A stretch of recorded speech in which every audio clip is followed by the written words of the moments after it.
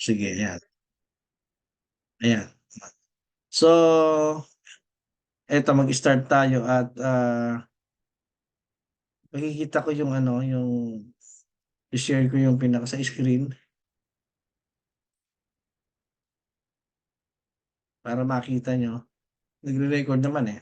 Okey. Nakita niyo na? Nakikita niyo na?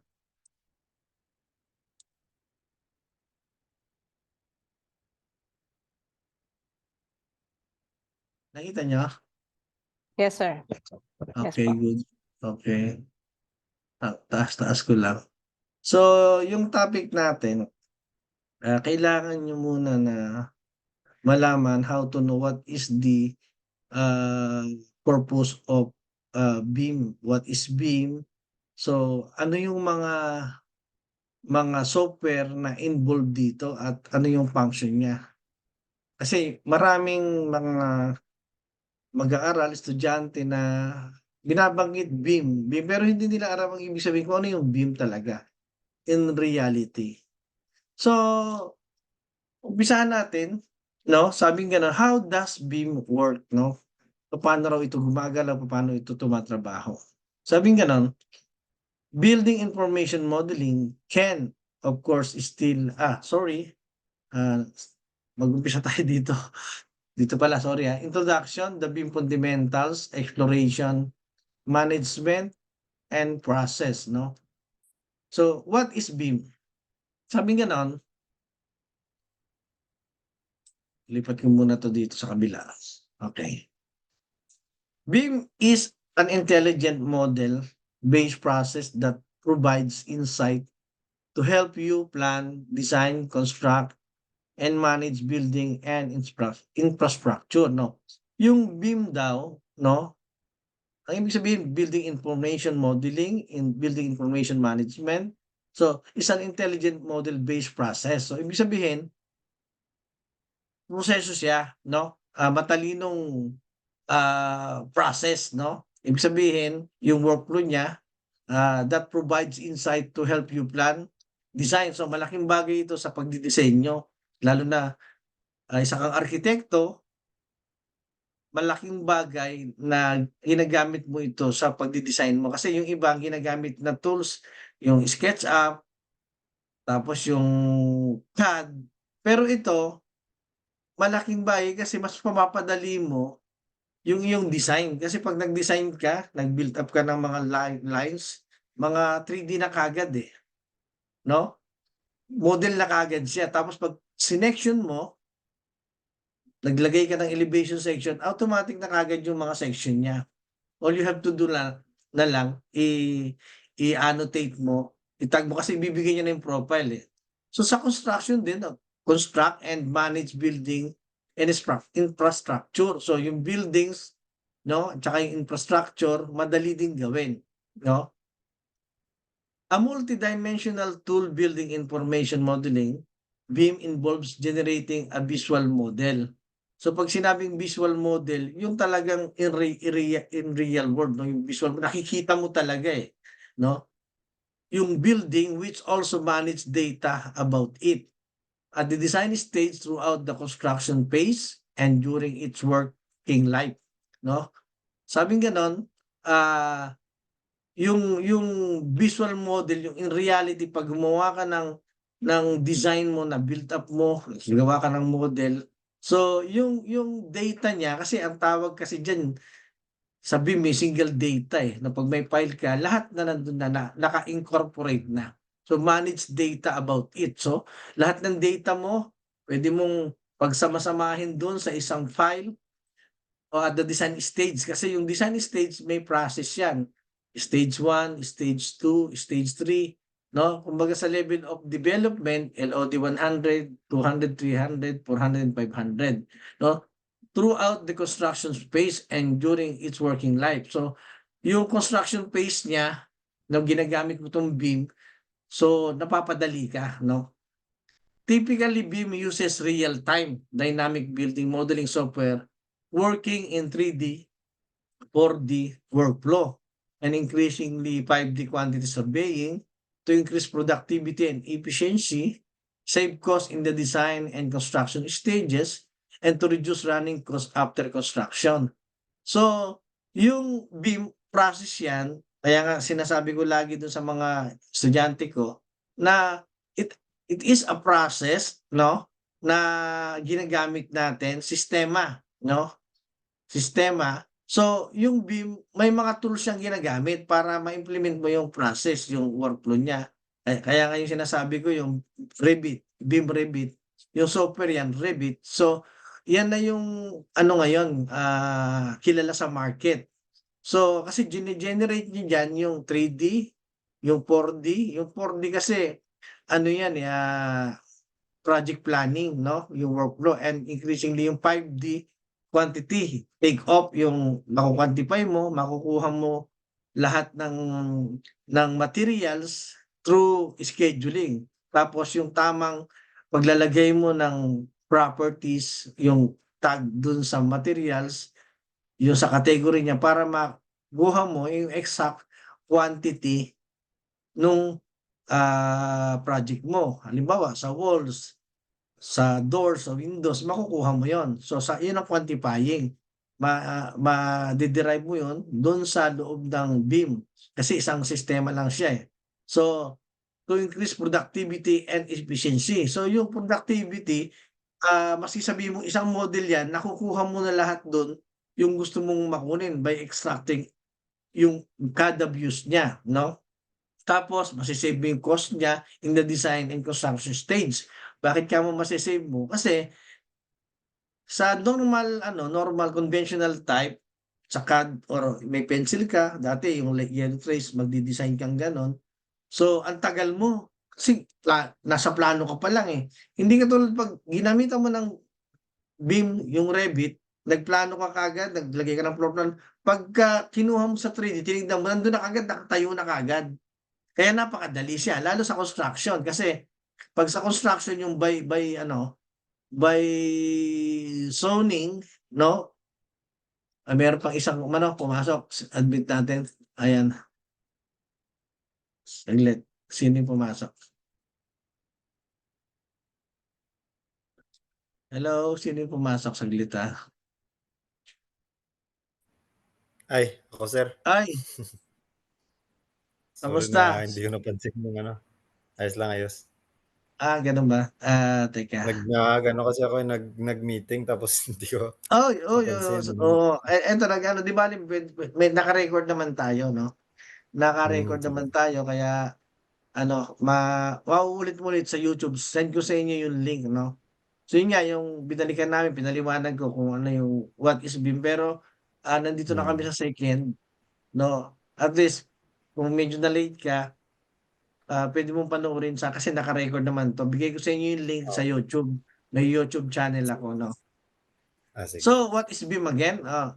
Building Information Modeling, 'no, covers geometry, 'no? 'Pag sinabing geometry, yung mga shape, 'no, halimbawa triangle, square, 'no, rectangle, so covers yung geometry niya, made-design mo ng iba't ibang shape, madali siyang i-design. So, yung spatial relationship, yung spaces niya, yung interrelationship ng bawat madali mong i-layout, madali mong iplano yung pagkakatabi ng mga spaces niya, 'no? Yung light analysis niya, madali mong iayos. Kung halimbawa yung ina-analyze mo yung illumination ng certain room, madali mo siyang mai-adjust.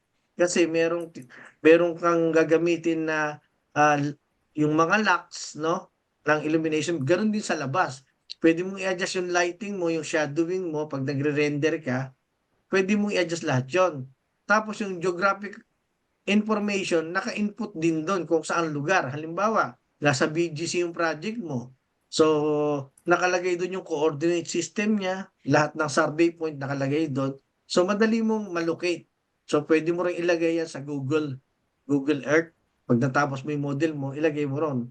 May mga nilagay na akong project ko dun na nakalagay na sa Google Earth. So, quantities and properties of building components. So, yung quantities, 'no, kung ilan yung gagamitin mo na materials dun sa exactly accurate yun. Kasi yung properties ng materials, halimbawa, yung properties ng materials na nilagay mo dalawang classes. Example, sa cladding, naglagay ka ng stainless steel. So, pwede mo i-identify which is which. Halimbawa, yung isa, ang properties niya, 316 stainless steel, tapos yung isa 314. So, anong mas maganda sa dalawa? So, mas maganda siyempre yung 316 na stainless steel kasi more, ano yun yung sa corrosion, malakas ang kanyang property sa corrosion. So, ma-identify mo yun dun sa materials na gagamitin mo sa building components. Kasi iba-iba yan. Minsan itong loob na interior facades mo, nakaklad siya ng stainless steel. So yung isa, ganito properties niya. Yung isa, itong properties niya, ma-adjust mo lahat siya at ma-identify mo yung type ng materials, no?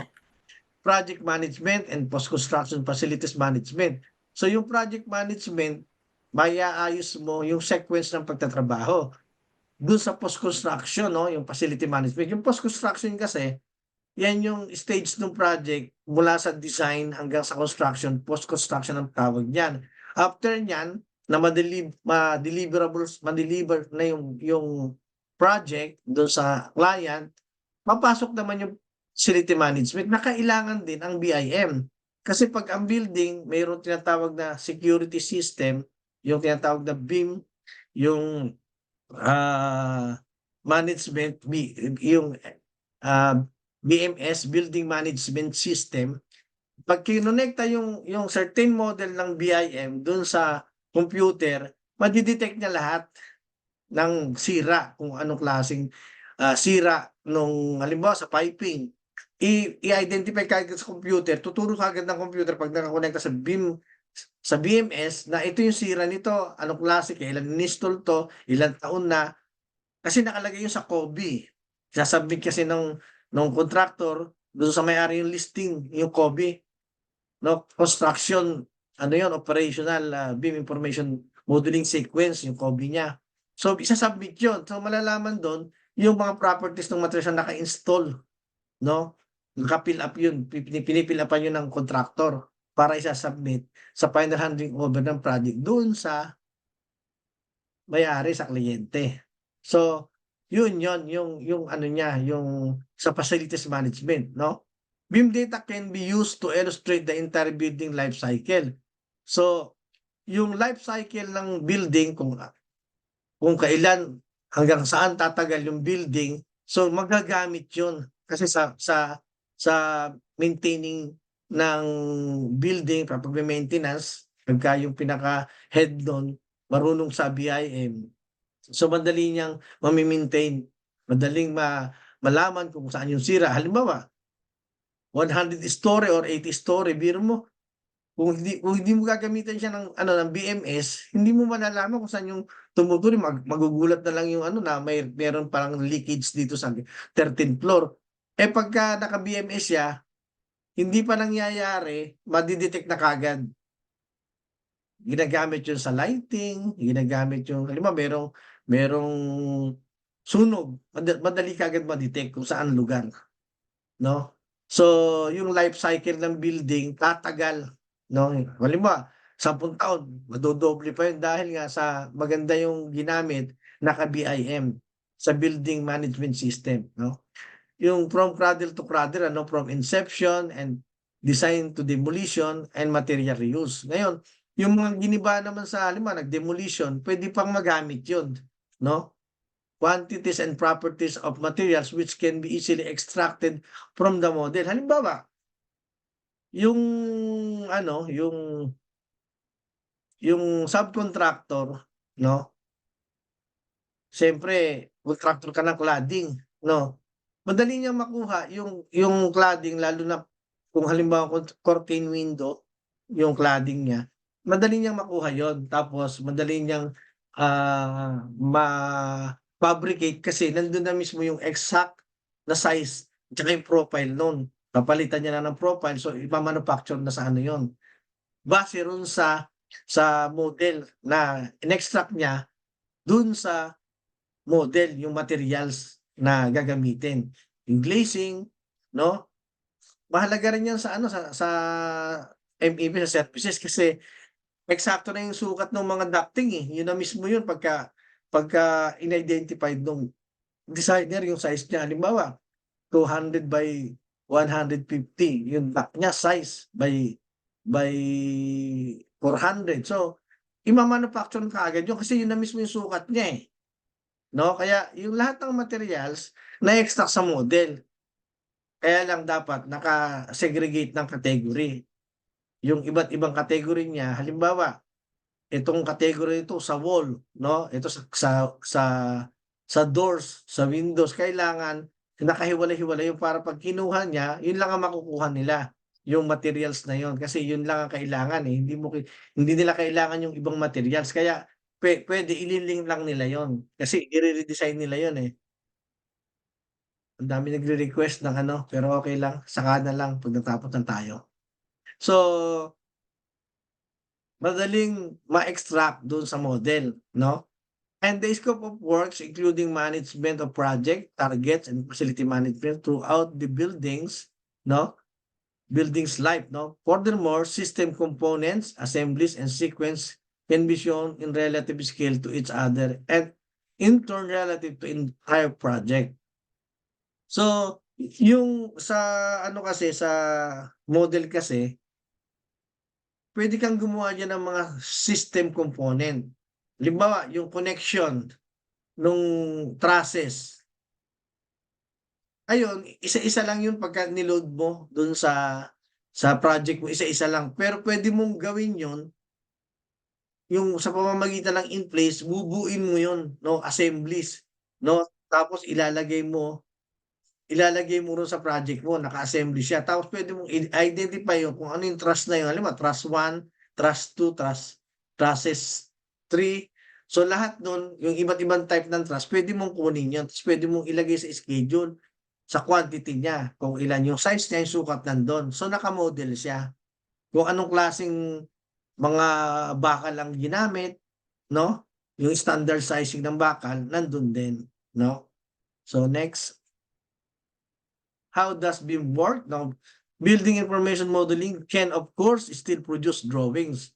So, ang BIM, no, ang Revit BIM, nagpo-produce siya ng drawings kasi yung iba, ang pagkakaalam lang, model lang, walang drawings. Pero doon sila nagkakamali kasi hindi nila alam yung procedure kung paano mag-produce ng drawing. Kaya nga, mamaya pakikita ko sa inyo yung browser organization, yung views at saka yung sheet kung anong pagkakaiba ng dalawa doon sa software niya. So, still produce drawings, no? But the process, no, is no longer focused on lines, shape, and text boxes kasi 2D yun eh. Samantalang pagka gumawa ka ng walls dyan, automatically hindi ka naguguhit ng lines kasi automatic pagka yung in-extract mo na yung natapos mong model, meron na siyang lines eh. Hindi mo na gagawin yung lines, automatic na siya, no? Yung mga shapes, no? Kusa na yan. And text boxes, no? Yung text boxes, merong normal text, merong family text, yung sa room naming niya, sa spaces, no? Makikuha mo yon. It is now based on data sets, no? Pwede kang gumawa ng datasets that describe object virtually, no? Pinakikita niya yung object na talagang solid, no? Solid, no? Pwedeng mimicking the way they will be handled. So pwede mong gayahin, i-imitate, no? Kung paano ginawa, kung paano pinanghawakan yung physical in the real world. So pwede mong i-mirror, pwede mong gayahin sa pamamagitan ng pag-create mo ng in-place family or yung outside family na loadable family, no? The real difference that BIM offers, however, is that it is a truly interoperable system. Pag sinabing interoperable system, ano yun? We're coordinated. Ibig sabihin, yung ibang discipline, pag gumalaw ka sa project mo, no, naka-coordinate yun, naka-link yun sa'yo. So malalaman nila yung mga materials or mga object na ginalaw mo. For example, yung column, i-move mo. So malalaman nila na nag-move yung column kasi magbi-blink sa'yo, no? So, offering full integration, naka-integrate kasi, no? Allowing that inputs of the various profession and specialists involved, yung stakeholder, magkakasamang gumagawa yan as a teamwork. Kaya nga mayroong tinatawag na central file na model na lahat kayo gumagawa dun sa model. Kung ito yung model, ito yung model, sandali, wala, malaki eh. Ito na lang. Ito yung model. Ang model, naka-central file, binubuo niya yan. Halimbawa, 10 kayo, 5 kayo nagki-create niyan, nabubuo yung model, yung building, no? Dahil iba't iba yung gumagawa. Kaya lang, may tinatawag na division of labor. Pagka binigay sa inyo yung tinatawag na, ito dito ka lang gagalaw, yung work set. So later, malalaman nyo kung paano mag-create ng work set, yung mga category niya. So, sapagkat ngayon dahil basic ang tinatopic natin para alam nyo kung paano yung galawan dito sa BIM, no? So, allowing the inputs of the various professionals and specialists involved in every stage of the life cycle to work together, no, without data or process conflict. So, yung data process conflict na monitor mo kasi kada modeler nakikita nila kung ano yung mga classes dun sa building. Kung halimbawa gumagawa ka ng architectural, itong room na to, i-link mo lang yung mga services electrical, mechanical, mismo ikaw sa modeler ng architecture nakikita mo, pwede mo sabihan yung ka-team mo na gumagawa sa MEP, ay sumabit yung ano mo, sumabit yung duct mo doon sa architectural doors, yung lintel niya, sumabit. Kaya i-adjust mo. So, kayo mismo makikita nyo. Bali nawawala na yung conflict doon, yung data conflict na problema pagka nag-a-actual na nagmo-model ang bawat discipline. So, naiiwasan yun kasi mismo nagpi-fix ka agad eh. So, lahat yun nakikita bago i-run dun sa class detection, ano? Naintindihan nyo ba? Yung, ikaw Kurt, okay naman naintindihan nyo? Yung pinaliliwanag ko? Yes, sir. Opo. Okay. Okay. So, thank you. What is BIM used for, no? BIM is used to design, no? Design. Ang gamit ng BIM to design and document building and infrastructure design. So, pwede siya sa infrastructure, sa landscape, lahat. Kasi meron ng BIM infrastructure eh. Ang Revit, no? Every detail of a building is modeled in BIM. Maski yung kalit-litan, pwede mong i-model yan. Kaya lang, depende rin sa BIM manager kung ano yung i-model mo na in detail. Pag malaki kasi ang project mo, high-rise, hindi ka pwede mag-detailing doon sa model na lalagyan mo ng mga perforation yung kada pipe niya. Kasi malaki yun, per hole kasi 10 MB. So pagka minodel mo lahat yon, dinetail mo dun sa sa model niya, ang dami nun, hindi nagagalaw yung project mo yon. Ginagamit lang yun sa detailing sa 2D. Pag meron kang pipe, pwede mo lagyan ng butas yun. 2D na yung pinakabutas-butas niya kasi walang bilang yon. Unlike pagka ginamitan mo ng model yung opening, hole kasi yun eh. Nag-accumulate ng yan, bigat sa file size ng project mo. Kaya yung pumapasok yung management ng BIM. Yung management din kung paano mo lahat ng gumagawa magiging maalwalas yung kanilang paggawa. Hindi nagkakaroon ng problema. Kasi pag ang project mabigat sa BIM at lahat ng stakeholder hindi makapagtrabaho, hindi madideliver ang project kasi walang naghahawak, walang nagma-manage. So doon pumapasok ang gulo. Tapos nasisira ang project kasi labo-labo na. Kaya sa umpisa kailangan merong BIM manager na nagko-control niyan. Pag wala kasing BIM manager, pagka yung isa lang na nagpanggap na BIM manager, masisira ang project. Kaya delikado yon, lalo pag high-rise ang project. Wag na wag manghihimasok na hindi marunong papasukin yung hindi niya trabaho, ilagot. Ang daming nangyayaring ganyan. Lalo na sa Pilipino, nagpapanggap. Ayun, hindi na-deliver. Ang dami kong ano niyan eh, na-encounter na kabayan natin sa abroad eh. BIM manager daw siya, tawa ako eh. O sige, pinabayaan ko, BIM manager ka pala. Nung ayan na, deliverables na, nagkaroon ng sabit-sabit. Hindi ngayon na-deliver. Na-terminate kasi hindi marunong eh. Kaya kayo, kailangan kung papasok kayo sa isang bagay, sa isang trabaho, kailangan alam nyo para hindi kayo napapahiya. Huwag nagpapanggap. Ang dami nagpapanggap kasi.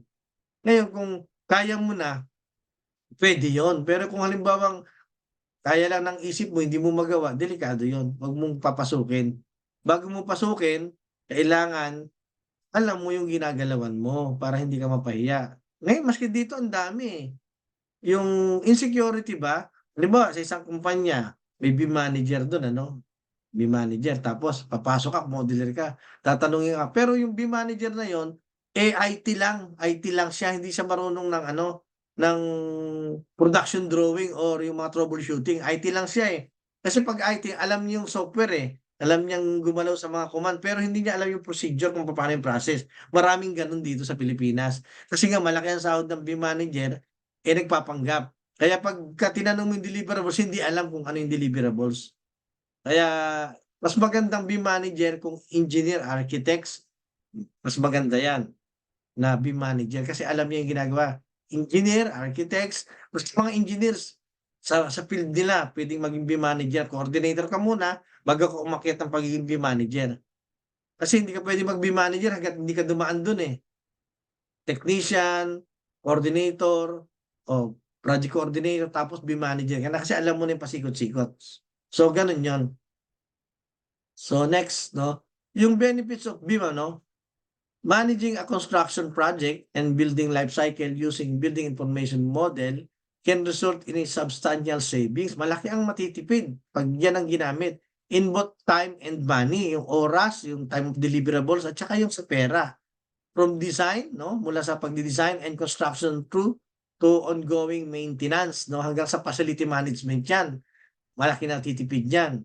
The model saves time and waste on site and render extra coordination check largely unnecessary, no, yung mga unnecessary na mga materials, no, na hindi mo dapat isama, nakukonsider ka agad yon. The information generated from the model leads to fewer errors. Yung error, minimize siya, no, on site. Kasi nga, bago extract yung mga views, eh na-classified na yung model na healthy, no? So, kaya fewer errors on site caused by inaccurate and uncoordinated information. Pag hindi coordinated, magkakaroon ng kamalian. When all members of the construction team work on the same model, no, nagtatrabaho sila sa isang model from early design, no? Ibig sabihin yung maaga pa sa schematic design phase pa lang, alam mo na kagad through to completion. So, mami-minimize yung error, no? Introduced changes are automatically coordinated through the BIM, no, across the whole project, no, yung revision, yung changes, madaling magbago kasi mag-a-adjust sa lahat ng drawings yan eh, model, drawings, 2D, mag-a-adjust yan, no, and information generated is therefore of high quality, no, yung information high quality talaga. BIM has already given the industry measurable positive, no, benefits of BIM, no? Ano yon? Increase understanding and predictability, offering greater certain and reduce risk. So, hindi ka na yung katulad sa CAD dati, hindi ka na mag-a-assume ano yan? Isapaw mo, i-link mo, ang tawag doon, X-rep mo yan. Oh, hindi naman tumama kasi 2D, hindi nga tatama, naka 2D. Pero pag minodel mo, sabit-sabit pala. So, yun ang kahalagahan, yung greater certainty and reduce risk. Makikita mo kagad. So, confident ka na gumawa ka ng ano, mag-extra ka ng views diyan sa model na yan kasi alam mo na walang sabit, di ba? Number 2, improve efficiency. Yung efficiency niya, no, maganda. Talagang gumagalaw ka ng tama, hindi ka kinakabahan dahil alam mo yung ginagawa mo tama at eksakto doon sa area niya na inilagay mo. Katulad ng beam, yung location niya. Minsan kasi maglalagay ka ng model, ang layo pala eh. Eh dun sa sa model talagang kakabit yun kasi automatic nag-joint siya yung mga beam niya pag kinabit-kabit mo. Parang may magnet siya. Column. Nilagay mo yung nag-drawing ka ng beam, horizontal, kumabit dun sa magkabilang column, automatic yun namamagnet siya. No? Pagka nalihis siya, pwede mong i-click, hilahin, kakabit ulit siya. Tapos i-section mo, makita mo yung elevation niya. Di ba, nakatagilid. Sa plan, kala mo diretso, pero pagka sa elevation, naka 45 degrees, ibig sabihin, hindi na-connect. Iangat mo lang, kakabit siyang ganon sa beam. Yun ang sinasabing efficiency, improve efficiency. Number 3, improve integration and coordination, meaning less problem on site. Kasi well coordinated. Lahat ng services naka-coordinate doon sa model. Kaya pag in-execute mo, sasabihin ng consultant, ano ba, nakabim tayo? Oo, nakabim tayo. O, wala na, okay na yan. Titignan lang nila yung report ng class detection sa mechanical at saka architecture structural, okay na, aprobahan na yun. Titignan na yung drawing, okay, tapyasin mo nga sa ganito. O, nasaan yung shop drawing niya? Eh, ito na. O, bigyan mo ako ng isometric view para makita ko na hindi sumabi. Bibigyan mo naman. O, okay na, pipirmahan na, execute. Ganun lang. Number 4, less waste. No, ibig sabihin yung mga basura, yung mga waste, yung mga sobra-sobra, nai-eliminate 'yon kasi nga based on material extraction calculation, eksakto 'yun eh. Halimbawa ang doors, kung halimbawa 1,500 na nakalagay diyan sa doors, 1,500 'yun. Pag dinelete mo, magiging 1,000, babawas siya ng isa, 1,491. Babawas siya. Pag nilagay mo, pag nagdagdag ka, mag-a-adjust sa schedule. So, yun ang kagandahan niyan, no? Better value and quality. Yung quality ang ganda eh. Pagka nag-print ka ng drawing, in-extract, ang ganda ng drawings. Talagang maayos, no? Systematic, pati yung mga call-outs pare-parehas. Pag naglagay ka ng spaces sa room, talagang nagkukonekta siya eh. Namamagnet siya eh. Diretso yung pag kilik mo ganun, diretso yung text niya sa loob ng yung mga room naming niya. Maayos, pati numbering niya, maayos. Talagang straight talaga. Pati yung mga title block, tagging niya, diretso. So, better value and quality sa drawing niya. Number 6, better building throughout their life cycle. So, yung building na kinonstruct, base rin sa BIM, maayos hanggang dun sa buhay niya, yung life cycle niya. Kung hanggang saan siya tatagal, maayos pa rin. So, next, BIM information technology, no? Information technology is an integral part of today's commerce, no? And transferring design construction information from designers to producers. Contractors is an example where the availability of model software, the tools are already in place. However, when choosing which simulation tool to use for a project, the teams involved must be considered the application, accuracy, reliability, user base, and possible needs for training considered against the project information they will have at their disposal. Construction is the world's most wasteful industry. Yang contractor talagang maraming waste na sumusobra eh. No, pag hindi mo ginagamitan ng BIM, no? It is the largest consumer of global resources, raw materials, and global energy supply. It creates the largest amount of global solid waste, no? And is responsible for around 50% of greenhouse gases emission. Kasi yung mga alikabok, minsan yung sinusunog nila, no? However, it is worth trillions of dollars. Biro mo nasasayang, no? Per annum globally. BIM technology presents a great opportunity for manufacturers, but they must ensure that they keep up and are part of the industry changes, not a future vision. So, may project ako dati sa Kuwait na inimplement nila yung BIM, no? Dati sabi ng pinaka-project manager, yung may-ari, contractor, sa tuwing nagko-construct sila ng project, ang natatapon nila, mahigit 20 truck na waste. Nung ginamitan namin ng BIM yung project namin na hospital, isang ano lang, isang truck lang. May waste pa rin kaya lang isang truck lang. Hindi katulad nung 20 truck. Eh, magkano yun? Milyon, million of cataract yung 20 truck. Biro mo na tinapon mo lang. Minsan ang natatapon karamihan sa mechanical, eh, sa services, eh, yung mga sobrang pipe, sobrang mga duct, no? Sobrang mga wire, yun ang daming waste nila na nasasayang. So, what is the process of BIM, no? Yung BIM process. The process of BIM supports the creation of intelligent data that can be used throughout the life cycle of a building or infrastructure project. Sa plan, inform project planning by combining reality capture and real-world data to generate context models of the existing built and natural environment, no?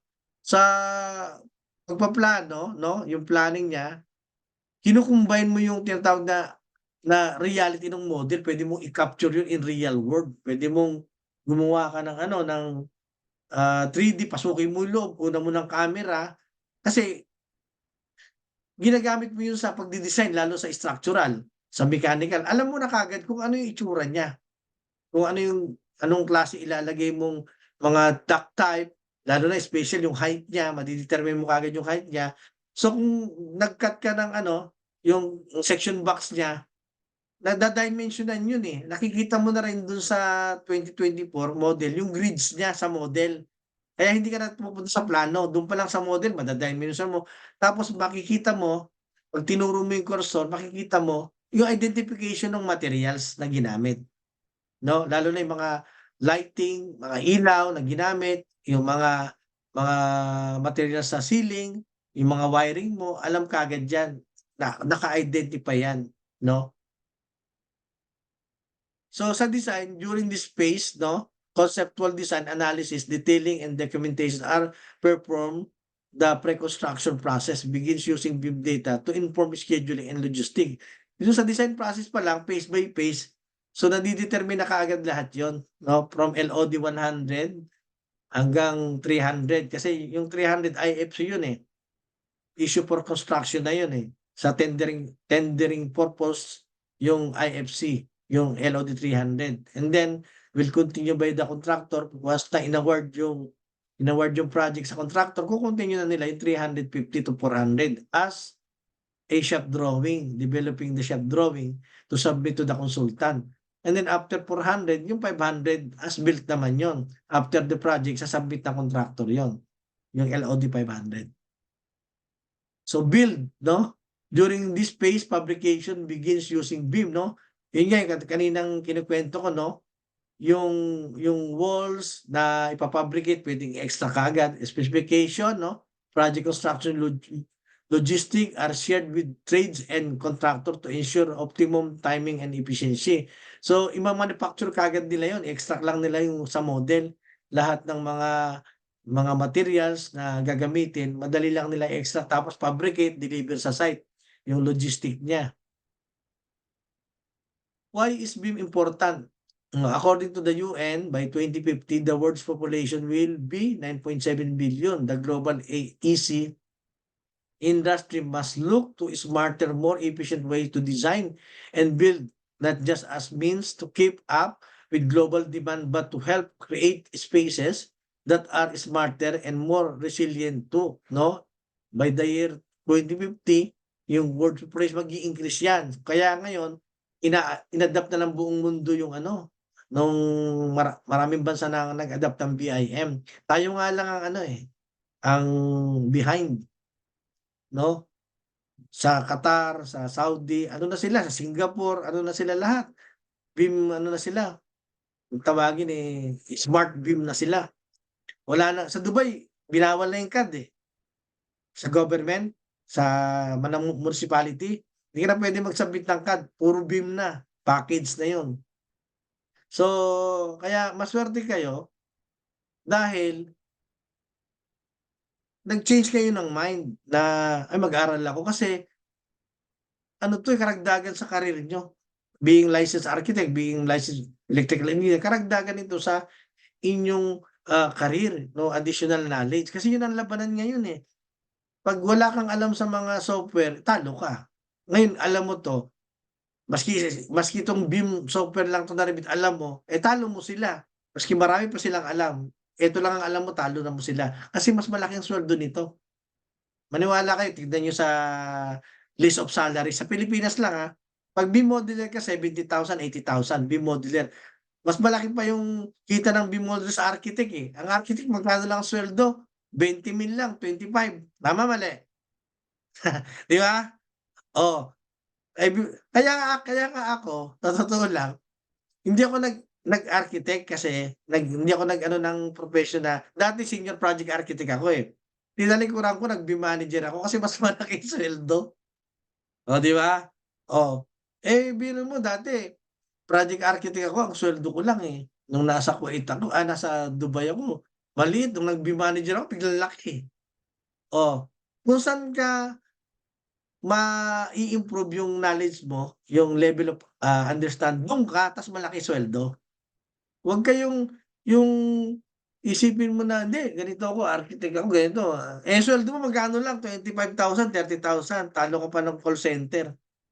O di magbago ka, kasi yung iyong profession hindi na maaalis sa'yo, architect ka pa rin, lisensyado ka pa rin. Hindi maalis sa'yo yun. Magbago ka ng posisyon mo, architect ka, puwede kang architect designer, BIM designer, puwede yun, Architect, BIM manager katulad ko, architect, BIM manager. O di ang daming humahanap sa'kin, nagtatago na nga ako, hinahanap ako. O di ba ganun lang hahanapin ka.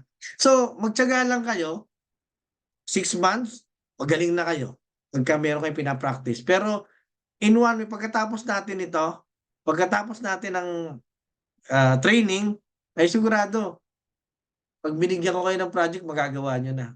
Magpa-pilot project tayo, tuturuan ko kayo kung paano magsimula ng project, para 'pag naka-handle kayo ng project alam niyo na gumalaw. Sabi, "Oh, ito She, ganito gawin mo." "Oh, sige sir alam ko na 'yan." "Oh, ikaw Kirk, ang electrical ganitong gagawin mo, ito yung design nung ano, oh."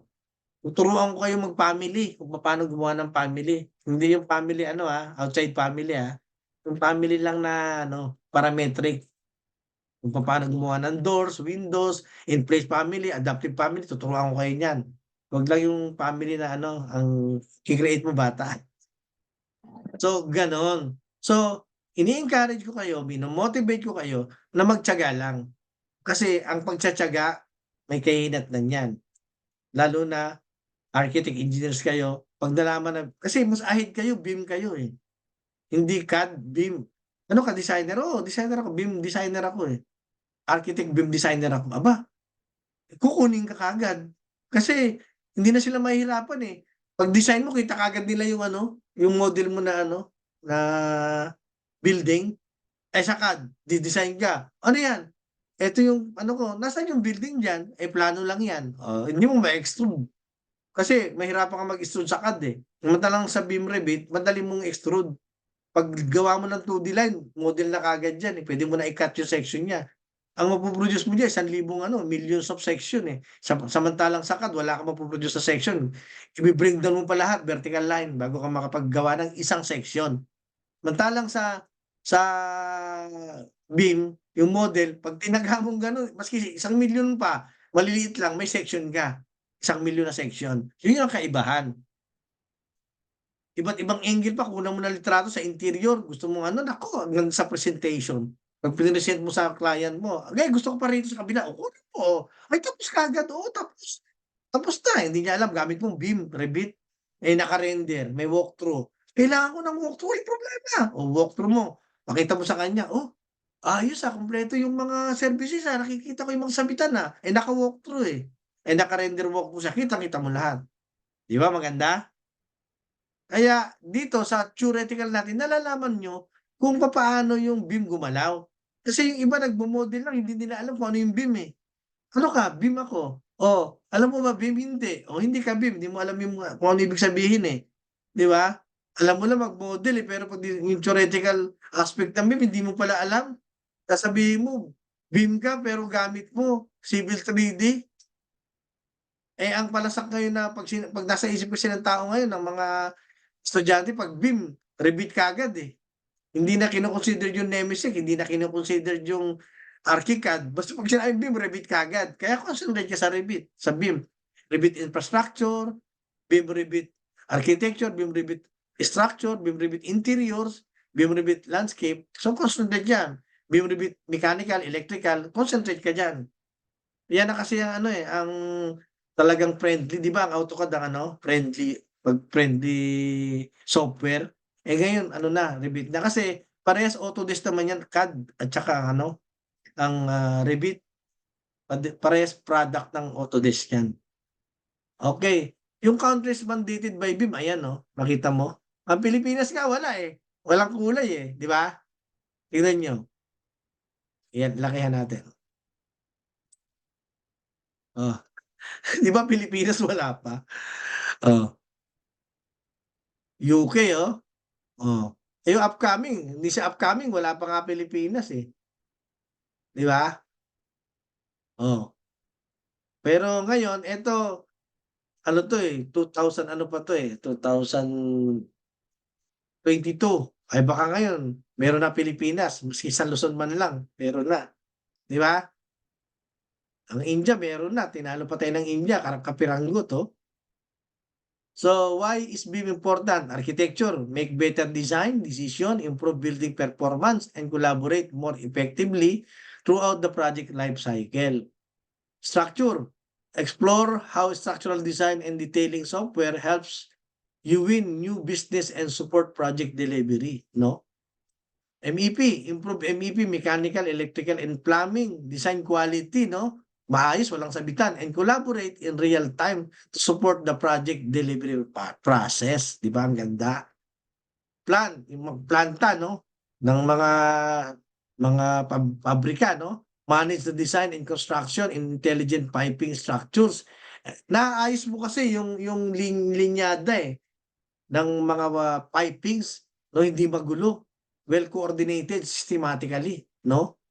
So more efficiency and collaboratively throughout project life cycle and at the hand-off, no? Maganda, di ba? So hindi ka man matanggap sa field ng ano mo, ng profession mo, eh marunong ka sa ano, sa MEP services. Eh, kasi subject naman ng architectural din yan eh, no? Di ba? Pinag-aralan din naman natin yan eh.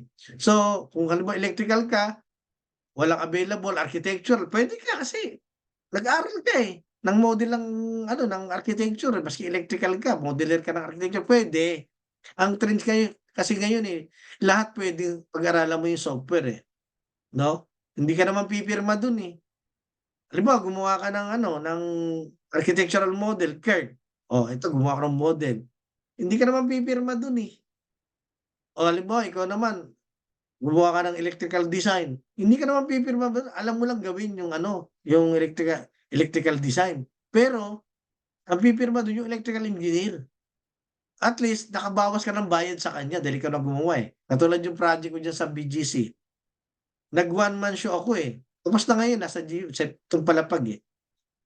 Eh, sabi ko, kung bibigay ko sa mechanical, electrical, ako na lang gumawa. Ako na lang gumawa. Ang hindi ko lang ginawa, yung calculation ng structure. Pero lahat ako gumawa. Kasi alam ko gawin eh. O di pinapirmahan ko dun sa electrical mechanical, yung sign-in seal nila. O di pinirmahan naman. Eh kasi pera yun eh. Hindi ba nila pipirmahan yun? Hindi na nga sila mag-aaksaya eh. Tinanong lang ako, anong ginamit mo software? BIM, Revit. Ay, pirma kagad. Maski sa City Hall, pagkuha ng building permit. Anong ginamit software? STAAD. O, BIM. Ay, di pirma lahat kagad. Approve. Ganun lang. Kasi nga, yung sa City Hall, minsan hindi nila alam, matatanda na kasi nakaupo dun eh. Hindi nila alam yung mga software eh. Kaya nga, natutulala na lang sila pag pinakitaan mo ng makakapal na mga calculation. Hindi na aangal yun. Approve kagad. Kasi nga, old style na sila eh. Di ba? BIM dimension, no? Alam mo yung dimension, yung 3D, 4D, 5D, 6D. Actually, merong 1D, may 2D. Yung 1D, ang ibig sabihin ng 1D, kasi 3D, yan lang nilagay ko dyan eh. Hanggang 10D yan eh. Yung 1D, yun yung research method. No? Yung 2D, yung CAD. Yung 3D, yan na yung ano, yan na yung BIM, no? 4D, yan yung project planning. 5D, yan ang quantity survey. 6D, yan na yung facility management. Yung 7D, sustainability, yung 7D. No? Meron pang life and safety, yung 10D, 10D, 8D, no? So, BIM 3D, no, parametric data in a collaborative model, no? BIM revolves around an integrated data model from which various stakeholders such as architects, civil engineers, structural engineers, MEP, system engineers, builders, manufacturers, and project owners can extract and generate views and information according to their needs. Madali mo na kukunin lahat ng views, lahat ng section, lahat ng profile dun sa model. Kasi nga tapos na, no? Madali ka na mag-formulate. I-annotate mo lang, itatag mo na lang lahat yan, gagawa ka ng shop drawing, madali mo nang kunin, no? 3D BIM's visualization capabilities enables participant to not only see the building in 3 dimension before ground is ever broken, no? But also to automatically update these views along the project life cycle. Pwedeng i-update nila yon from earliest conception to demolition, no? BIM 3D helps participants to manage their multidisciplinary collaboration more effectively in modeling and analyzing complex spatial and structural problems. Madali mong ma-analyze yung problema kasi merong sa structure merong tawag dito yung analysis, no? Furthermore, because accurate data can be collected along the project life cycle and stored in a building information model, new value can be added to predictive models allowing to resolve issue proactively, no? BIM dimension, no, 3D, 4D, 5D, 6D benefits, improve visualizations of the project, communication of design intent, no, improve multidisciplinary collaboration, no, reduce rework. Kagandahan dyan, yung rework, nare-reduce yun. Hindi katulad sa AutoCAD, laging binabago, rework. Eh dyan, hindi. No? Halimbawa, may mali na misalign, usog mo lang ganun. O di lahat uusog na yan. From ground floor hanggang higher level, uusog yan. Kasi naka-model siya eh. Mag-uusugan sa elevation, sa section, lahat, pati bintana, uusog yan pag ginalaw mo isa. 4D, CAD or what happens to the scheduling in case of project changes scheduling. No? For BIM, 4-dimensional building information modeling is used for construction, site planning, related activities. No? The 4th dimensions of BIM allows participants to extract and visualize the project of their activities throughout the lifetime of the project. The utilizations of 4D BIM technology can result in improved control over conflict detection or over the complexity of changes occurring during the course of construction. No, Project 4D BIM provides methods for managing and visualizing site status information, change impact, as well as supporting communication in various situations, such as informing site staff or warning about risk. Yung 4D kasi, ano yan, project planning yan eh. No? Yung 4D, pwede ka rin sa loob ng BIM Revit, pwede ka rin gumamit nung sa Navisworks Manage. Yung 4D gagamitin mo ron kasi may extract mo ron yung sequence ng pagtatrabaho. Tapos isa-simulate mo yung simulation, yung BIM simulation, makikita mo ron na habang ginagawa yung in-excavate yung project, nabubuo siya. Excavation, kita mo yung mga tumatayong isa-isa, oh. Simulation ang tawag doon. Navisworks ang ginagamit doon. So pagka natapos mo na yung model mo, pwede mo dalahin sa Navisworks para sa project planning. Mga QS, ginagamit yan. Project planning, in sequence, halimbawa ang duration, 200 days, no? O kaya 6-month duration or 1-year duration yung project matatapos, nakalagay doon. Hanggang sa mabuo yung project, buo na, pati architectural finish nandun na. Tapos saktong mag-i-end yung lapse niya dun sa time ng handling over. Na-simulate mo siya eh. So makikita mo ron yung mga critical path, no? Critical path method. Makikita mo doon. Pag inano mo, yung time bar chart niya, yung kung ahead ka, kung behind ka ron sa schedule. So, ang ganda. So, sa Navisworks, matututunan nyo rin yun, no? Tuturo ko rin sa inyo yun. Kaya lang, medyo kailangan mo na concentrate tayo sa BIM modeling. Kasi, pagka nag-apply ka, modeler ka, marunong ka ng Navisworks, sasabihin nun, ay hindi ko naaral yun, modeling lang ako. Eh, dahil doon hindi ka natanggap. Pero pag sinabi mo, marunong yung class detection, ay sige, ka na. Alam mo pala mag-class detection eh. Madali lang naman. So, yun, no? Benefits. Integrating BIM with 4D Revit simulation models bring benefits to participant in terms of planning optimization. Builders and manufacturers can optimize their construction activities and team coordination. 5D, no, yung quantity, that or what happens to the cost in case of project changes estimating. No, 5D BIM, fifth dimensional building information modeling is used to budget tracking and cost analysis related activities. No, sa BIM, no, sa Revit, makikita mo yon. The fifth dimension of BIM associated with 3D and 4D time allows participants to visualize the progress of their activities and related costs over time. The utilization of 5D BIM technology can result in a greater accuracy and predictability of project estimates, scope changes, and materials, equipment of manpower changes. 5D BIM provides methods for extracting and analyzing costs, evaluating scenarios, and changes in fact. Benefits. Integrating BIM with 5D CAD simulation models enable the development of more efficient, cost-effective, and sustainable construction. Yung 5D, pag-extract ng quantity niya, accurate yun. Kung ano yung nakalagay doon na quantity, halimbawa sa door, sa window, ang nakalagay 2,000 na doors, 3,000 na window, accurate yung lalabas sa schedule. Tapos lalagyan mo na lang siya ng price. Sa BOQ, lagyan mo. Halimbawa, ang bintana per set, no? Ang size ganito. Halimbawa, 10,000. Oh, pag nilagyan mo ng 10,000 niya, magto-total yun, automatic. Tapos siselect niya yung sa project, pwede mong i-segregate yung bintana ron sa 10th floor, bintana sa 9th floor hanggang sa ground floor. Pwede mo ma-segregate yun. Pwede mo rin ma-segregate yung mga sizing niya, iba-iba, no? Maaayos mo yun. Kasi may Excel na sa loob ng may Excel, may Photoshop, sa loob ng BIM, no? Kaya lahat nandiyan na eh. Parang mega mall, nandun na lahat bibilihin mo. Di ba? Kaya ang gandang pag-aralan talaga. Kaya maswerte kayo dahil matututo kayo ng tama, hindi yung tsambahan lang. Ang dami kasi ngayon dyan, tsambahan eh. Nakikita nila, ang laki ng sweldo ng BIM eh. Pumapasok maski hindi marunong eh.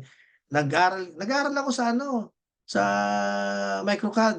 Ito yung certificate. Ano tututunan mo? Theoretical lang. Kung marunong ka hindi. Oh, ayun. Sige, mag-practice ka muna. Ang natutunan mali. Hindi tama. Hindi pang international yung trabaho. Ang lahat ng project ay international eh. Nagpapatrabaho rito sa Pilipinas. Di ba? So, ayan, tiyagalan lang tayo, tsuri to, mahalaga to. At least, alam nyo. Kasi pag in-interview ka, alam mo ba 4D? Ano ba yung 4D? O, hindi mo alam. Eh kung alam mo ngayon, ano yung 4D? Ano yan? Project planning. Okay. Ay, 5D. Ano yan? Estimating, quantity surveying. Quantity take off. Okay galing mo Ano yung 6D? Ay, 6D, ano yan? Facility management yan.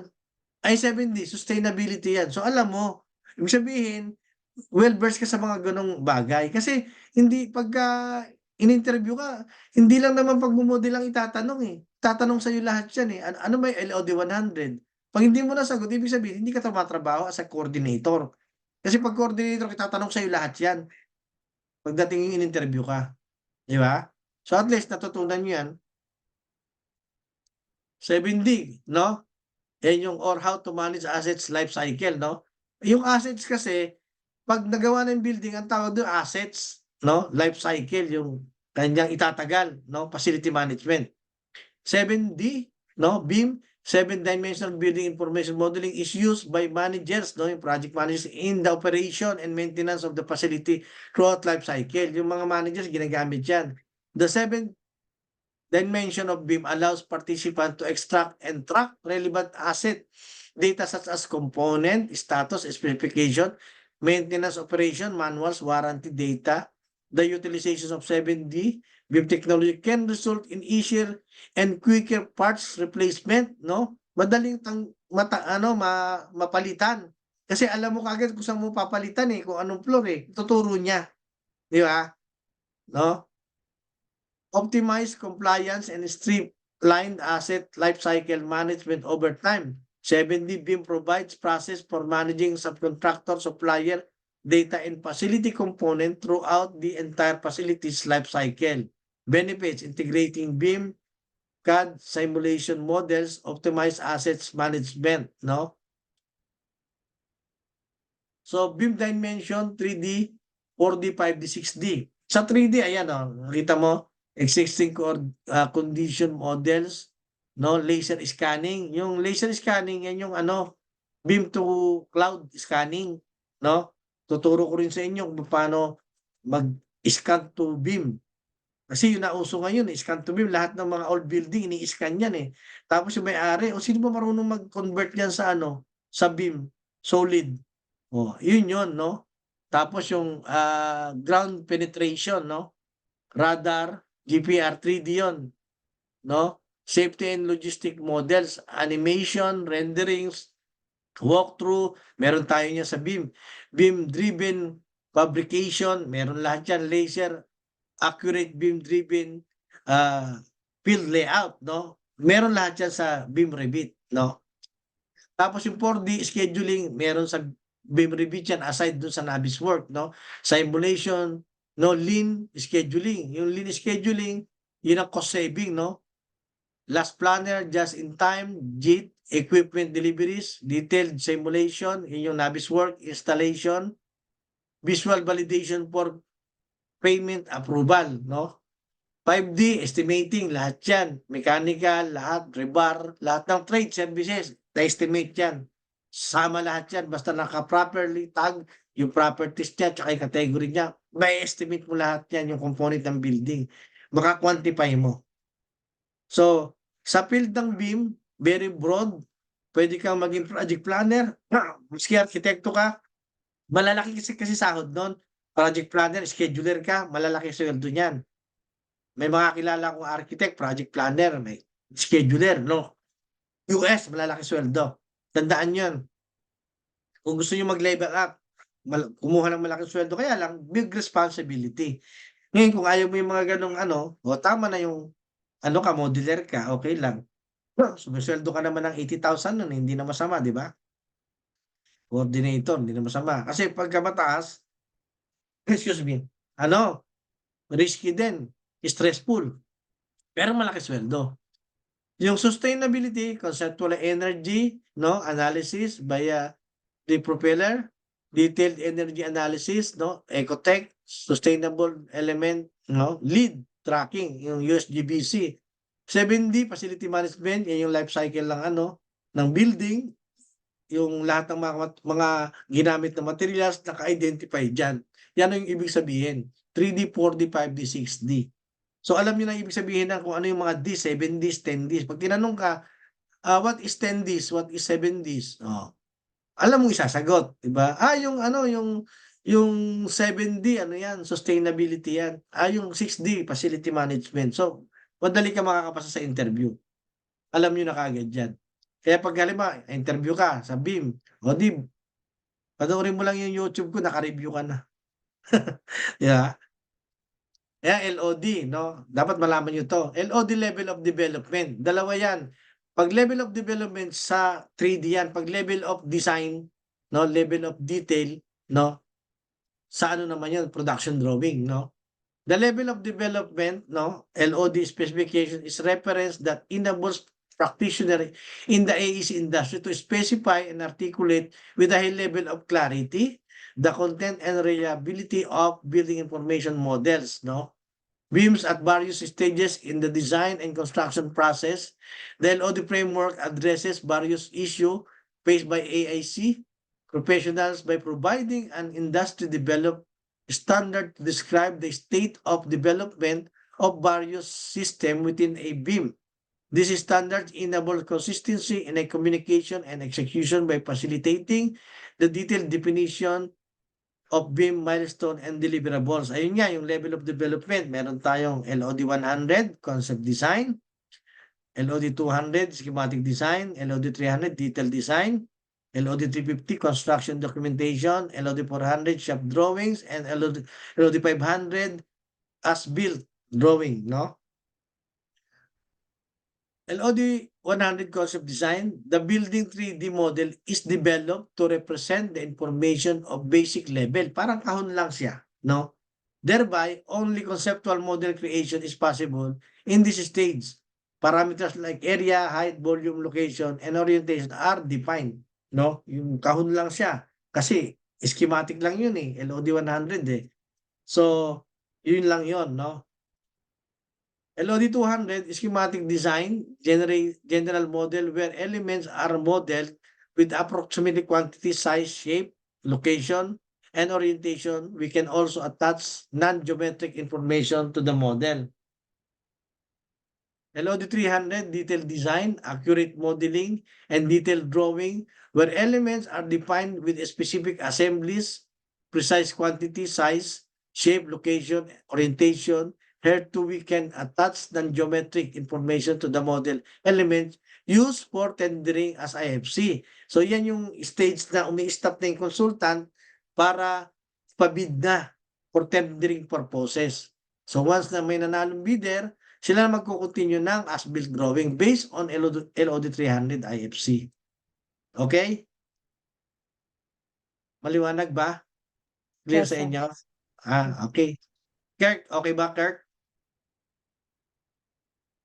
Okay, thank Okay, you. sir. Okay. Okay. LOD 350 construction documentation of drawings includes model detail and element that represent how building elements interface with various systems and other building elements with graphics and written definition developed by the contractor is used for execution. Yun yung shop drawing. LOD 400, fabrication and assembly.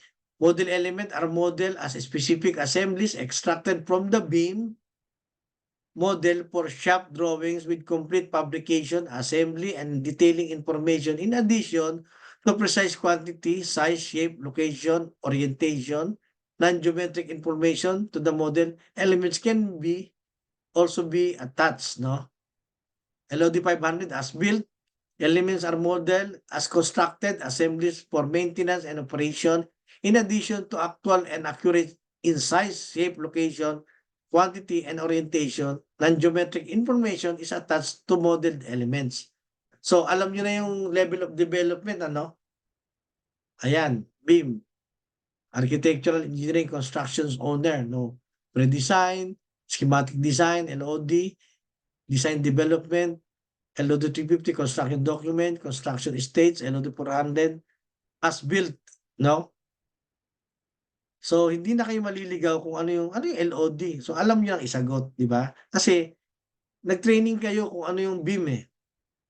Hindi lang basta nag-model lang kayo ng isang building, alam niyo kung paano gawin, sagutin kung bakit ano yung kahalagahan ng BIM.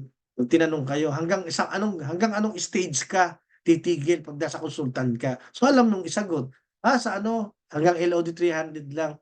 Or depende kung ano yung gustong pagawa ng kliyente, kung gusto mong patuloy ng kliyente sa LOD 350, depende sa pag-uusap ng consultant yun. Di ba? BIM class detection, ito yung numbers work, no? Class detection is one of BIM's best phrases primarily because it puts a value on the savings made from eliminating problems found during a review. Class detection can be broken into 3 categories or types: hard class, soft class, and clearance class for the workflow class, no? A hard class is simply when two objects occupy the same space, yung dalawang object, no? Nag-occupy ng the same space. Ano yung hard class yun? For example, a pipe going through a wall where there is no opening. So, hard class yan. Yung soft classes naman refer to allowable tolerance, clearance yun, or space. For example, buffer zone between components left to provide space for furniture. Halimbawa, may clearance siya. Pag ang nilagay mo na clearance is 300 and then malapit siya sa 100, ano yun, magdidetect yun. Kaya lang ano lang yun, soft classes lang yun. Pwedeng adjustable yung clearance. Kaya hindi malaking problema yun. Ang malaking problema, yung nagpapatong, yung nagsasapaw. Halimbawa, yung beam, nag-penetrate sa, yung back, nag-penetrate sa beam, malaking problema yun.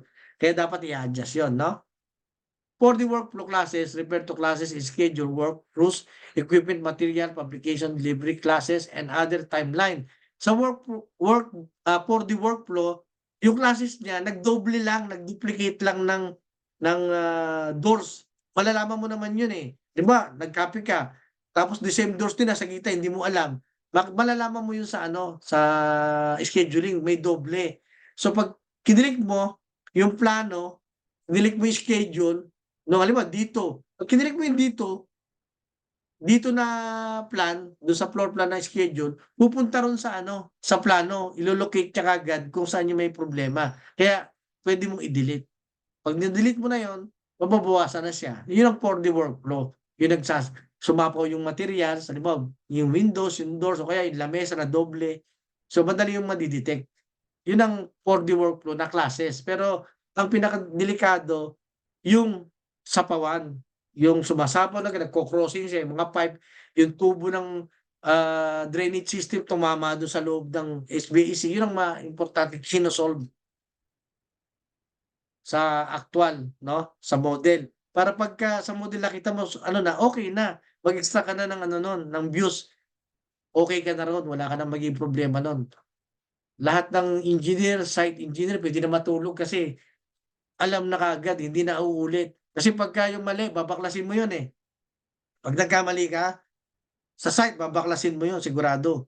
Magagalit yung may-ari ng ng building o kaya yung contractor kasi gastos niya yun eh, pag binaklas eh. Eh biro mo, dahil sa pagkakamali, mali yung routing, naglagay ka ng duct, in-install mo, dahil hindi ka nakabim, patay, tanggal lahat yan. Eh magkano yung duct yung ducting na 100 meters na nagkamali ka, yung misalignment, eh di milyon na halaga nun. Eh biro mo, masisisanti ka kaagad nun. Di ba? Kaya pag may beam, bago pa lang simulan yung project, naka-beam na, naaayos na lahat ng problema. Yan ang kagandahan ng beam. Di ba? Naintindihan niyo ba, guys? Yes, Okay. sir. Thank you. So what is Revit, no?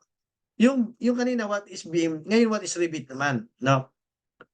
Dinidifferentiate natin Revit is a building information modeling software for architects, structural engineers, MEP engineers, designers, and contractors, no? It allows users to design a building and a structure and its components in 3D, no? Annotate the model with 2D drafting elements and access building information from the building models database. Revit is a 4D and 5D BIM capable, no? Sabi ko sa inyo kanina, with tools to plan and track various stages in the building life cycle from concept to construction and later demolition. Kaya nga yung Revit, pag sinabing Revit, yan na kagad ang registered sa kanila BIM, pero nagkakamali iba, process ang BIM. Ang Revit, ang Nemisec, ang ArchiCAD tools yan para sa process ng BIM. Okay? May nakipagtalo pa sa akin sa sa chat eh. Kasi kinurek ko, ewan ko nabasa niyo yun. Kinurek ko kasi yung isang nagpaskil na HR, sabi niya, BIM operator.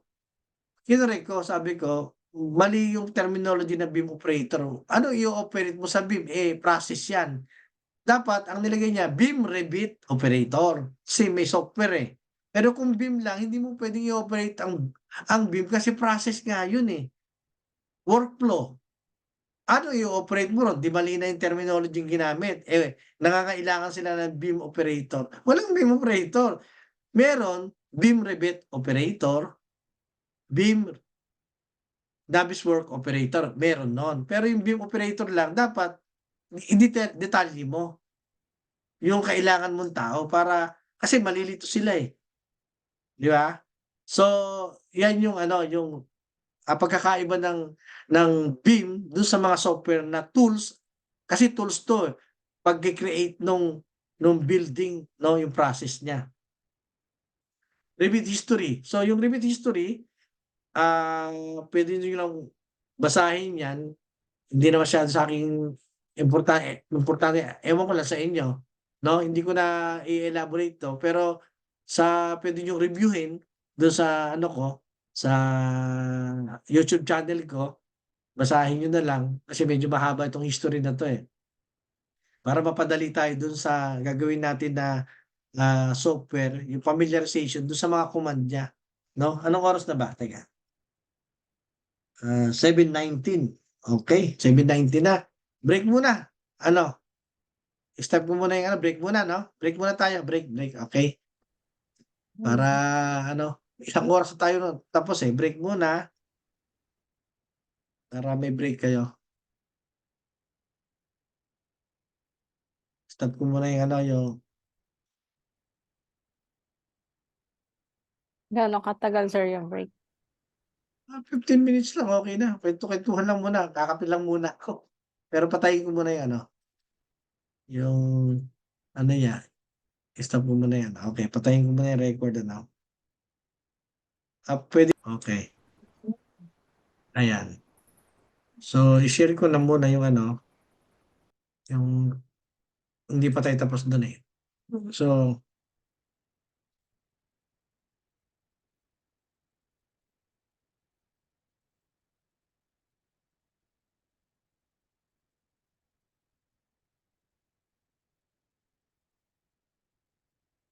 ayan. Okay. Difference between BIM and Revit, no? Revit is a tool, no? Sabi ko nga, tool used in the process of BIM, no? Revit can be compared to how a hammer relates to a builder without in the house, BIM cannot be built.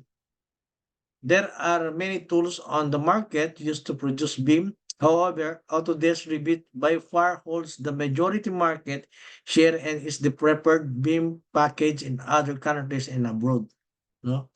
Ito yung ano niya, illustration niya, Autodesk Revit BIM process, no? Revit BIM 3D model approach overview, no? Architects, engineers, designers create 3D model using Revit content, also known as Revit families. This Revit content forms basis, no, of a Revit model like nails are to builders hammer and allows the BIM process to be undertaken, no? Ayan na. Autodesk, ito yung plan 2D scale drawing, separate plans, elevation, section, perspective, no, illustrate, traditional 2D Autodesk AutoCAD overview. Revit is now replacing 2D AutoCAD with the ability to create 1:1 scale virtual models of buildings and take snapshots from different perspectives in order to create floor plans, elevation, section, and perspective views. Pero dito sa 3D model, yung Autodesk Revit, snapshots of the 3D model create plans, elevation, section, perspective, change the wall, and the drawings automatically update, no? Makita nyo dyan. Lipat natin dito. Ayan, ayan.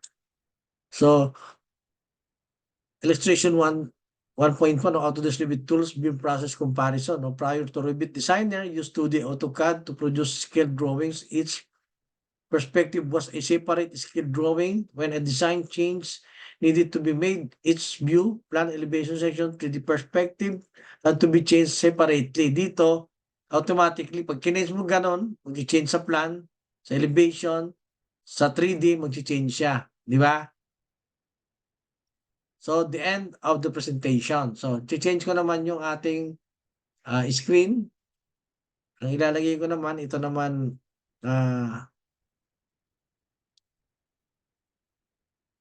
itong share ko. Yan, okay. Nakita nyo? Yung ating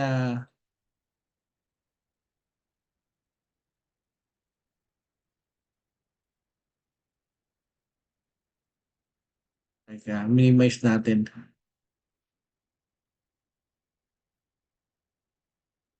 Sir, bali mag-new architectural template na kami. Oo, teka, lagay ko. Baba ko na lang muna to. Okay. So, ito yung yung nabuksan nyo na. yung ano, kailangan lang naman natin yung ano, yung pinaka ribbon, ito ribbon, 'no? Ngayon, eto yung mga, ribbon sa taas ginagamit, ito yung file, 'no? Kita mo rito yung new, open, save, save as, export, print, cloud model, project, 'no? Family tas template, library, 'no? Yung template, ang ibig sabihin ng template RTE, 'no?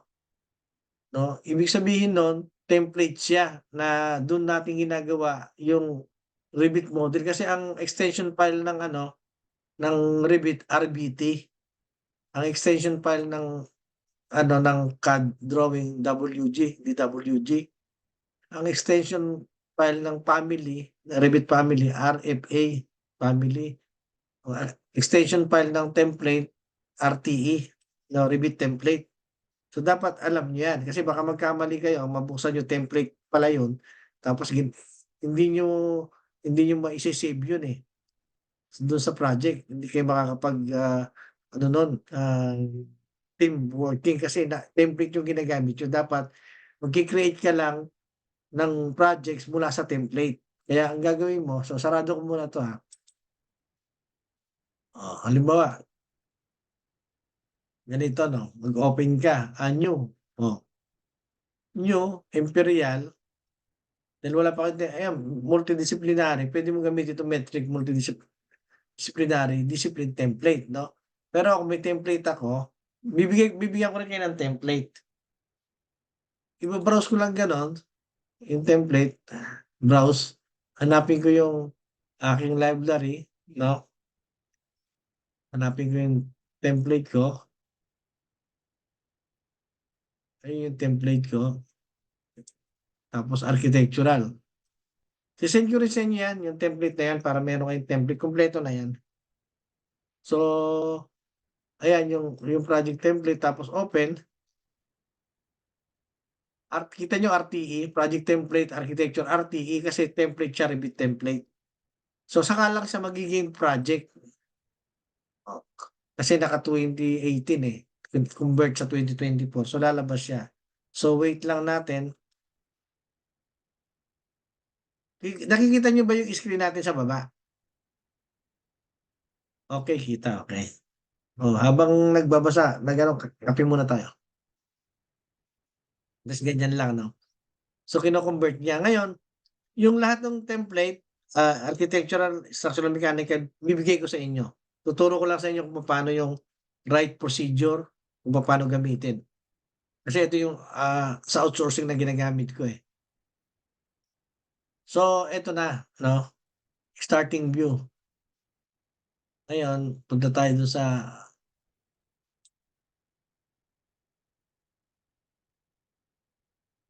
eto, 'no, ang tawag dito, view, 'no, views, 'no? Ito yung browser organization, eh.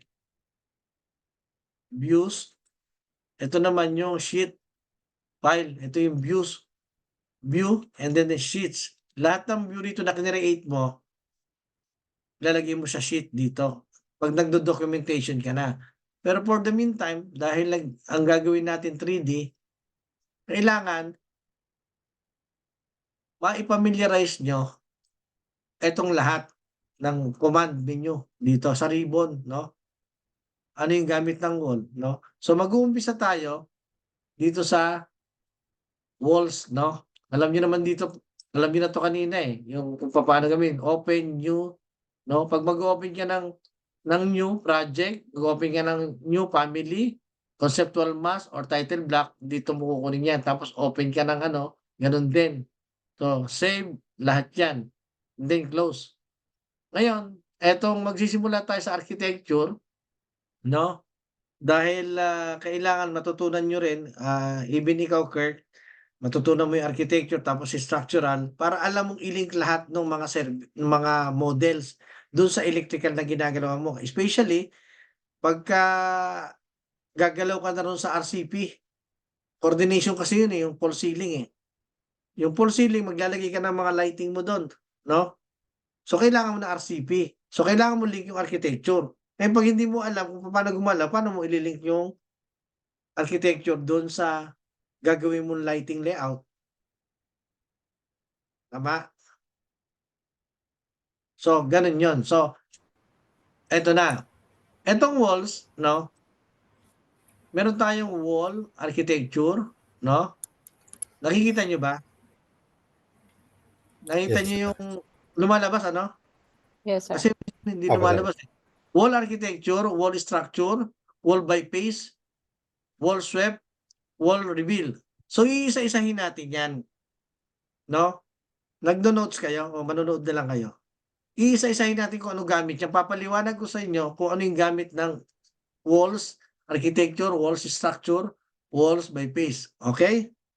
So, mag-umpisa tayo sa wall. No? Etong wall, i-click mo yan. Tapos, pag na-click mo na, kita mo yung cursor ko, pupunta ka ron sa, dito, sa type properties. No? Anong gusto nyo? Gagawin ko, tapos pagkatapos ng gagawin nyo. Or, tuloy-tuloy mo na lecture ko, tapos susundan nyo na lang. Tuloy-tuloy na lang siguro, At sir. ito, so, ito, ang type properties niya, i-click mo siya. Pag click mong ganon, nakita niyo yung type properties lumabas. Nakikita nyo? Yes, sir. Okay, no? Yung type properties, nakikita nyo to system family basic wall, nakita nyo? Apo. Kita. So, dito, pipili ka, sa ibang template wala niyan. Pwede mong i-create yan, pwede mong duplicate. Halimbawa ito, o duplicate ko, duplicate, gagawa ko ng sarili ko. Halimbawa, lalagyan ko siya ng type ng wall, halimbawa, wall 1, no? Wall 1, okay? So, CHB. CHB lang muna, basic lang. Okay, wall 1. Oh, nagbago siya, nakita nyo? Nagbago? Okay? CHB wall 1, dinuplicate ko sa. Tapos, yung structural ano niya, edit, babaguhin ko yung size niya. Gagawin kong, ang kailangan ko lang, 150. CHB, no? And then, okay. So, naka 150 na siya, no? Ayan, with 150. So, yung setting niya, ayan, W1, type mark. And then, pagkatapos niyan, i-apply ko na, okay, okay. So, guguhit ngayon ako ng wall. Ito, ayan na yung wall ko. Okay? Nakikita nyo? Yes, sir. Nakita nyo? Ito yung wall ko. Ayan, no? Ngayon, dahil manipis ang line niya, pwede mong pakita, bali 2D to eh. 2D. Pero pagka kininik mo yung model niya, model na siya, ayan, no? Okay? Ngayon, pwede mo baguhin yung kulay niya dito sa baba. Lagyan mo ng shade para makita mo. Ayan, may shade siya. Ayan, dito sa baba. Oh. Ayan, no? Ito, nakita nyo? Okay. Ngayon, balik tayo sa ground plan. Ito, to identify yung line value niya, i-click mo lang to. Ito, nakikita nyo to? Thin lines. Kakapal siya. Ayan, kumapal na siya. Okay? Nasusundan nyo? Okay. Yes, sir. So, ito yung wall niya. Ngayon, pag may wall ka ng ganyan, no? Pag may wall ka ng ganyan,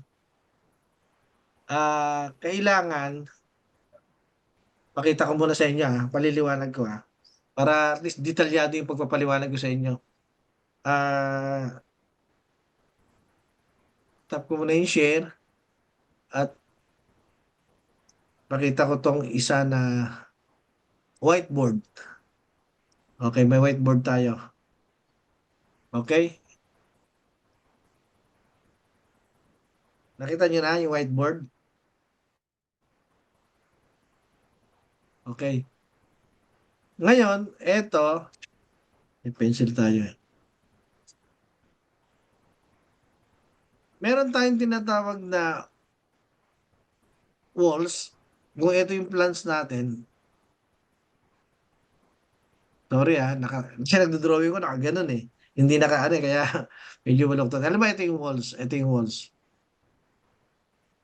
Itong walls na 'to, ito yung plan. Plan, 'no? Ito naman yung elevation. Okay, elevation. Ngayon, ang horizontal cutting plane ng plan, mula rito kinakat niya 1.20 sa Revit, 'no? Kaya ikakat niya. Kaya yung bintana, nandito yung bintana, eto minsan ano lang 'to eh, 1.00 meter, 'no? Kaya 'pag kinat ng gano'n, kita yung bintana lalabas dito. Okay? Yan ang 1.20 standard. Ang tawag diyan yung view range niya. Puwede mo iangat yan. Kasi minsan ang bintana nandito yung sa mga CR, 'pag nilagay mo rito hindi makikita yon. Okay? Kaya Saan po, dapat ha? saan po ina-adjust yun, sir? Sa view range makikita ko mamaya. Nile-lecture ko na sa inyo. Ngayon, ang tawag dito, etong hats na 'to natin, may hats tayong gano'n ano, ang tawag diyan, yung tinatawag na cut pattern 'no, cut pattern.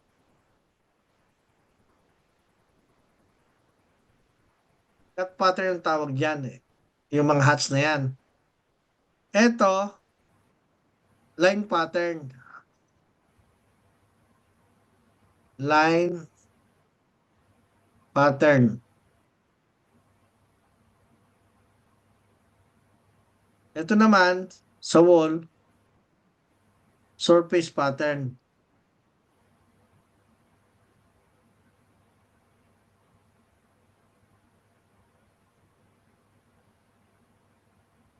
Okay, na-gets niyo? Na-gets niyo? Okay, balik tayo dun sa ano, sa Revit.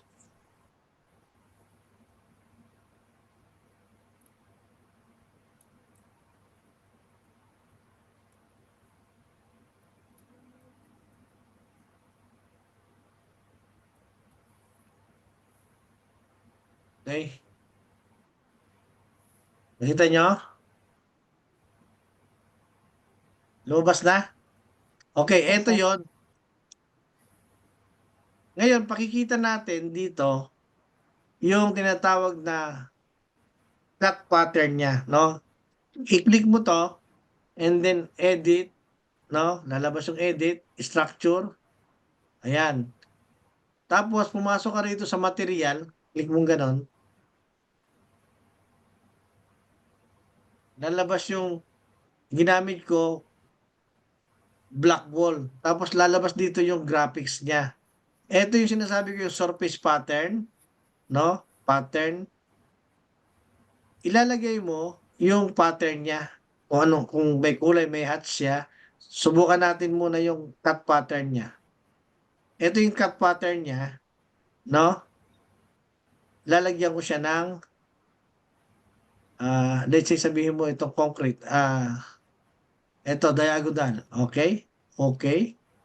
Kita mo nakalagay yung diagonal, tapos yung kulay niya lalagyan ko ng gray, gray para hindi masyadong ano, eto, okay. So kulay, tapos gray, 'pag inokey ko 'yan, okey na, apply, okey, okey, apply, hindi lumabas, saglit. Iba yung kulay, eh, edit, okey. Ba't hindi cut pattern, background.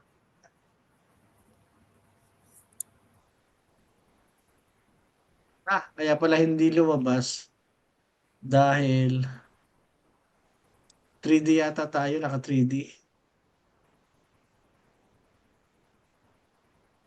Elevation ko muna. Okay naman. So lalabas yan, kailangan ko i-on yung graphics. Okay. Eto, fine. Ayun, no? I-on mo fine. Yung graphics ayun lumabas, di ba? Nakita nyo? So dapat matutunan nyo tong mga ganitong bagay kasi apply nyo yan eh. Pwede mong pwede mong sakad kasi hot pattern ang tawag diyan eh, no? Dito fill pattern. So palitan natin, halimbawa ilalagay ko ano naman, cross hats naman. Halimbawa ito.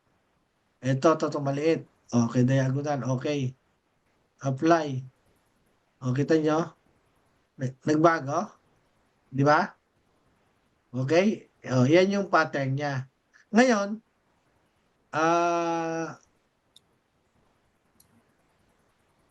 elevation natin, o kaya sa 3D na lang, 3D.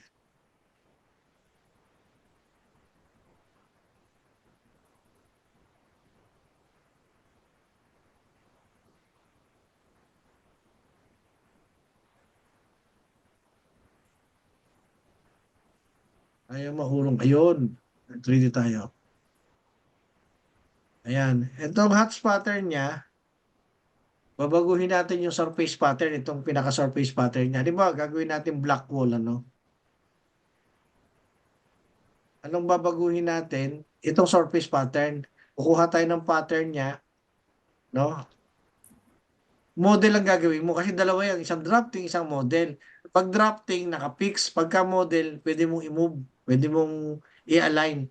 So, ang lalagay natin, itong black. No? Ito. Oh, okay. Apply. Oh. Okay? Nakita nyo?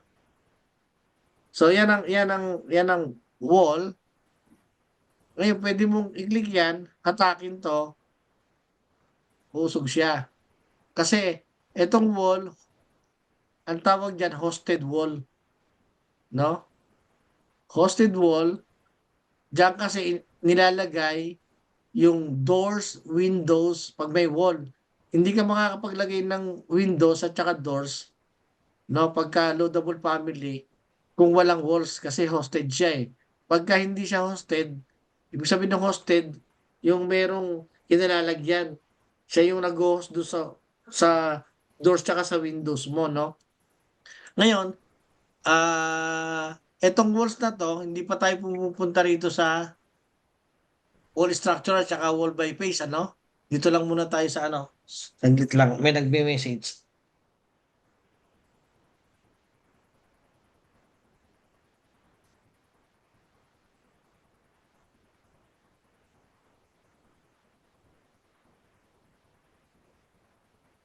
Okay. So, pupuntahan muna natin yung doors, no? Etong doors, ganun din ang gagawin mo. Pag nag-create ka ng doors, pupunta ka muna rito sa properties niya, yung type properties. Mamimili ka ng size ng doors. Pag wala kang doors, pwede mong i-load yung family, yung doors sa family. Maglo-load tayo ng doors mamaya. Ito yung family, ito yung type. Halimbawa, ang nalagay ko, wooden, no? Or aluminum door glaze. Oh, halimbawa yan. Tapos may size siya.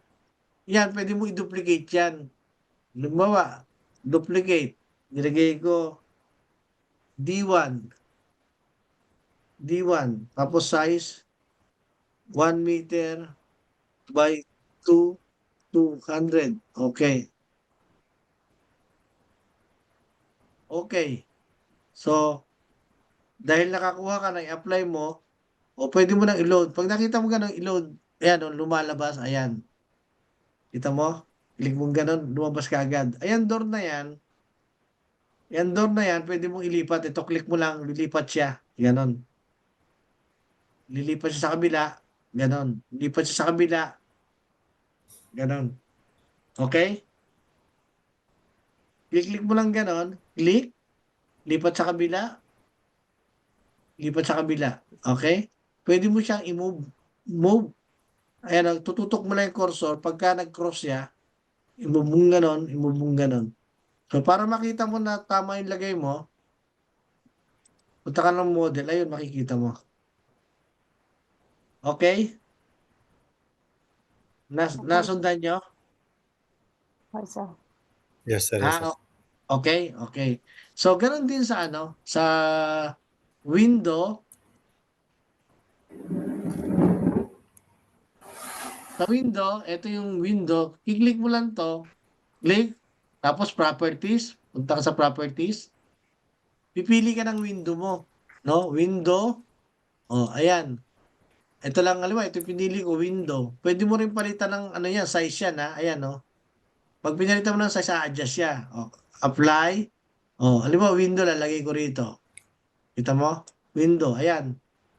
May windows na siya. Pwede mo rin ilipat doon sa kabila. Oh. Ngayon, 3D mong ganon, makikita mo yung window, ayun. Ayun, yung window na yan, pwede mong baguhin yung size niya by clicking the properties. Click mo yung properties niya, tapos yung window width, ayun, makikita mo. Di ba? Oh, width, wall. Pwede mo siyang baguhin.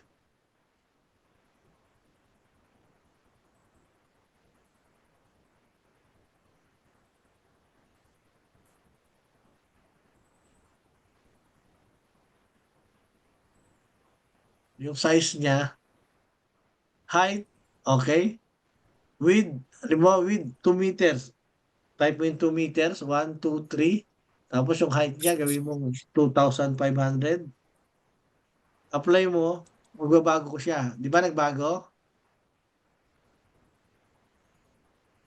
Yurong mo. Di ba nagbago siya? Yes, sir. Ayos, nagbago, di ba? So, elevation mo ganon. Gusto mo i-align, pwede mong i-align yan. Type mo yung align. Ang align niya, view, manage, okay.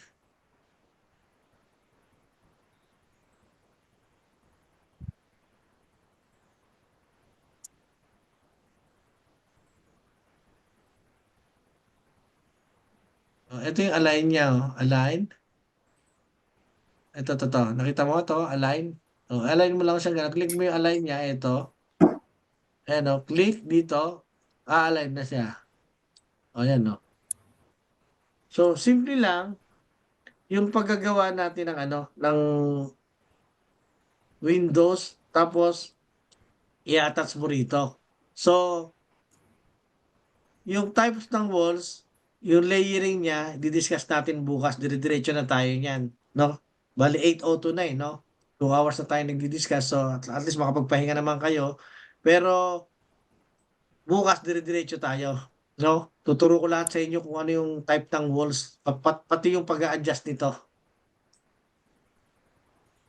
Pati yung pag-a-adjust diyan, magdo-double, maglalagay ka ng finishes diyan.